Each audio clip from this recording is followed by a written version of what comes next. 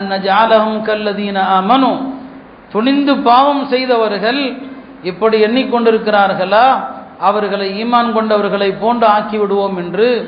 ஏன்னா பாவம் செய்கிறவனுக்கெல்லாம் ஒரு தைரியம், அல்லாஹ் மன்னிச்சிருவான்னு சொல்லி இல்லையா?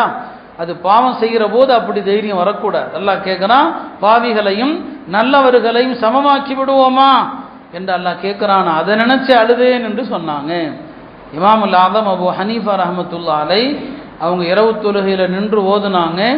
ஓதிக்கிட்டே வருகிற போது சூரத்து தூர்ல ஒரு ஆயத்து வருது, ஃபமன் அல்லாஹு அலைனா, அல்லாஹ் எங்கள் மீது உபகாரம் புரிந்தான், வகானா அஸாபஸ் ஸமூம், கொதிக்கும் நெருப்பிலிருந்து எங்களை பாதுகாத்தான். இந்த ஆயத்தை ஓதுனாங்க. காலையில் ஃபஜ்ர் வக்த் ஆயிடுச்சு.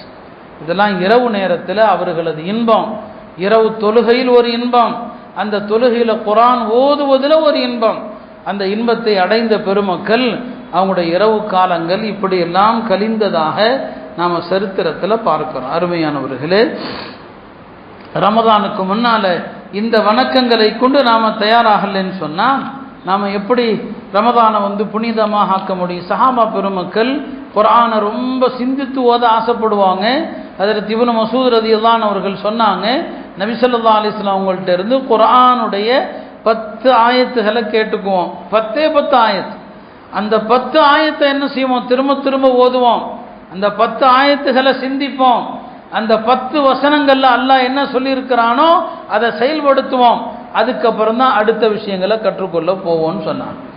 குர்ஆனை கொண்டு இன்னைக்கு நாம வாழ்க்கையில் அதை நடைமுறைப்படுத்துறதும் இல்லை. குர்ஆனுடைய சட்டங்களை இன்றைக்கு மத்திய அரசாங்கம் எல்லா சட்டங்களையுமே கொண்டு வந்து விட்டது. எல்லாமே ஒரு காலத்தில் நடக்குமா அப்படின்னு எதையெல்லாம் நீங்கள் கேட்டீங்களோ எல்லாம் வந்துருச்சு, வக்ஃபு திருத்த சட்டம் உட்பட.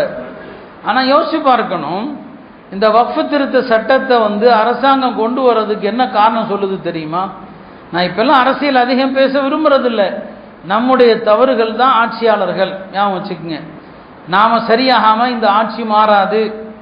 அது அல்லாஹ்வுடைய நியதி. அது நம்முடைய செயல்பாடுகள். நாம் இப்படியெல்லாம் ஒரு ஆட்சி வர்றதுக்கு முன்னால் ஒழுங்காக இருந்தோமா? வக்ஃபுடைய சட்டங்களை பேணி நடந்தோமா? அரசாங்கம் சொல்கிற காரணம் ஆச்சரியமாக இருக்குது. நாங்கள் சிறுபான்மை மக்களுடைய வக்ஃபு சொத்தை பாதுகாக்கிறதுக்கு தான் இந்த சட்டத்தை கொண்டு வந்திருக்கிறோம். ஏன்னா இந்த வக்ஃபு சம்பந்தமான வழக்குகள் 40,000 வழக்குகள் இருக்குதான் நிலுவையில் நீதிமன்றத்தில். இந்த வழக்குகள் எல்லாம் நாங்கள் போடல, முஸ்லிம்களுக்கு எதிராக போட்டுக்கிட்டாங்க. முஸ்லிம்களே போட்ட வழக்குகள் 40,000 வழக்குகள். ஒரு பள்ளிவாசலில் ஒரு பழைய நிர்வாகம் இருந்திருக்கும், புதிய நிர்வாகம் வந்திருக்கும். பழைய நிர்வாகி பள்ளியினுடைய ஆவணங்களை எல்லாம் எடுத்துக்கொண்டு போய் வீட்டில் கொண்டு